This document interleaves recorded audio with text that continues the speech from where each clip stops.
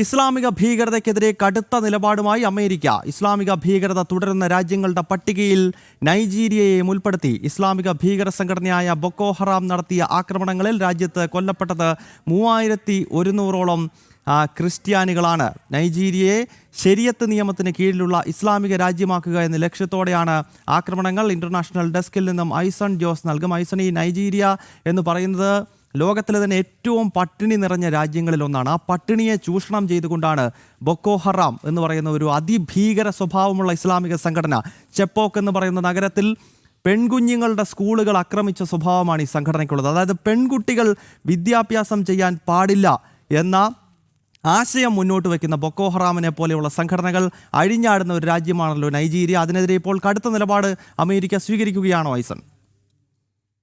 തീർച്ചയായും ഗൗതം, ഈ നൈജീരിയ അതുപോലെ തന്നെ ആ പരിസരങ്ങളിലുള്ള പല ആഫ്രിക്കൻ രാജ്യങ്ങളിലും ബൊക്കോ ഹറാം പോലുള്ള ഭീകര സ്വഭാവമുള്ള അല്ലെങ്കിൽ ഇത്തരത്തിലും വളരെയധികം യാഥാസ്ഥിതികരായ നൂറ്റാണ്ടുകൾ പഴക്കമുള്ള ആശയങ്ങളുമായി ജീവിക്കുന്ന ചില ഇസ്ലാമിക സമൂഹങ്ങളുണ്ട്. ആ ഇസ്ലാമിക സമൂഹങ്ങൾ പല തരത്തിലുള്ള വ്യക്തിപരമായ സ്വാതന്ത്ര്യത്തെ നിഷേധിക്കലും അതുപോലെ തന്നെ വിദ്യാഭ്യാസ സ്വാതന്ത്ര്യത്തെ നിഷേധിക്കുക, അത്തരത്തിലുള്ള നിരവധിയായ മാനവിക വിരുദ്ധമായ നിലപാടുകളിലൂന്നിയ ഒരു ആശയ പ്രചരണ ഭാഗമായി ഇസ്ലാമിനെ കാണുന്ന ഒരു വിഭാഗങ്ങളാണ്. അത്തരത്തിലുള്ളൊരു വിഭാഗങ്ങളുടെ ആക്രമണമാണ് കടുത്ത രീതിയിൽ അവിടെ നടക്കുന്നതെന്നാണ് മനസ്സിലാക്കാൻ സാധിക്കുന്നത്. നമുക്കറിയാവുന്നതാണ്, ഈ ക്രൈസ്തവരെല്ലാം തന്നെ ആ മേഖലയിൽ സ്വാഭാവികമായും നമുക്കറിയാം വൈദ്യ രംഗത്തും അതായത് ആധുനിക ചികിത്സാ രംഗത്തും അതുപോലെ തന്നെ വിദ്യാഭ്യാസ രംഗത്തുമൊക്കെ തന്നെയാണ് ക്രൈസ്തവ വിഭാഗങ്ങളുടെ ഒരു പ്രവർത്തനം അവിടെയുള്ളത്. അത്തരത്തിലുള്ള ക്രൈസ്തവ വിഭാഗങ്ങളുടെ പ്രവർത്തനം കാര്യക്ഷമമായി നടക്കുന്ന ഒരു മേഖല കൂടിയാണിത്.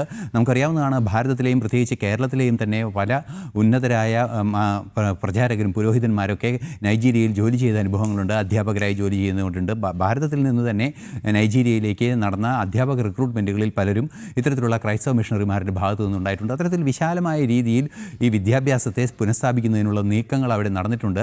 ആ നടന്നതിൻ്റെ ചരിത്രപരമായ കാരണങ്ങൾ പോലുമുണ്ട്. ഈ ഒരു പശ്ചാത്തലത്തിൽ നിന്നാണ് ഈ ബൊക്കോ ഹറാം പോലുള്ള മറ്റതുപോലുള്ള സംഘടനകളെല്ലാം തന്നെ ഇത്തരത്തിലുള്ള വ്യക്തികളുടെ സ്വാതന്ത്ര്യത്തെയും അതുപോലെ തന്നെ പൗരാവകാശങ്ങളെയും, അതായത് തുല്യതയുടെ പൗരാവകാശ തത്വങ്ങളെ പൂർണ്ണമായി ലംഘിക്കുകയും നിഷേധിക്കുകയും നേരത്തെ ഗൗതം സൂചിപ്പിച്ചതുപോലെ ശരിയ നിയമത്തിൻ്റെ കീഴിൽ ഒരു സമൂഹത്തെ കൊണ്ടുവരികയും ചെയ്യുക എന്ന ഭീകര ലക്ഷ്യത്തോടെ പ്രവർത്തിക്കുന്ന ഒരു ഭീകര സ്വഭാവമുള്ള സംഘടനയാണിത്.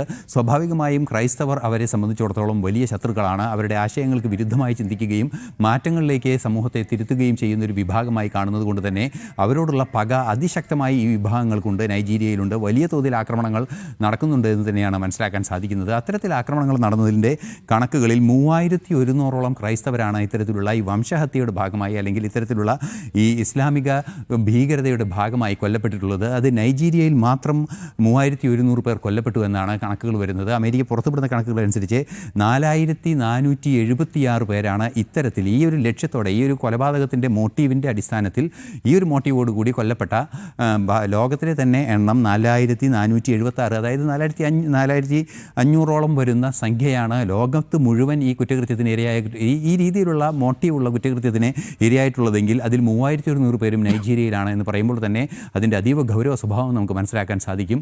ഈ ഒരു പശ്ചാത്തലത്തിലാണ് ഇത്തരത്തിലുള്ള പ്രവർത്തനങ്ങളെ നിയന്ത്രിക്കുന്നതിനും നിരീക്ഷിക്കുന്നതിനും വേണ്ടിയുള്ള സംവിധാനങ്ങളുടെ പട്ടികയിൽ ഈ നൈജീരിയ കൂടി ഉൾപ്പെടുത്താനുള്ളൊരു തീരുമാനം അമേരിക്കയുടെ ഭാഗത്തു നിന്നുണ്ടായിരിക്കുന്നത്. തീർച്ചയായും നൈജീരിയയിൽ ബൊക്കോ ഹറാമിൻ്റെയും മറ്റും നേതൃത്വത്തിൽ ക്രൈസ്തവർക്കെതിരെ നടക്കുന്ന അതിഭീകരമായ ആക്രമണങ്ങൾ, ഏതാണ്ട് 3100ഓളം ക്രിസ്ത്യാനികളാണ് നൈജീരിയയിൽ കൊല്ലപ്പെട്ടിട്ടുള്ളത്. ക്രിസ്ത്യൻസ് മാത്രമല്ല, അതായത് നൈജീരിയ പോലൊരു രാജ്യത്ത് ശരിയത്ത് നിയമത്തിൽ വിശ്വസിക്കാത്ത ആരും വേണ്ട എന്ന നിലപാടാണ് ഈ ബൊക്കോ ഹറാമിനൊക്കെ ഉള്ളത്.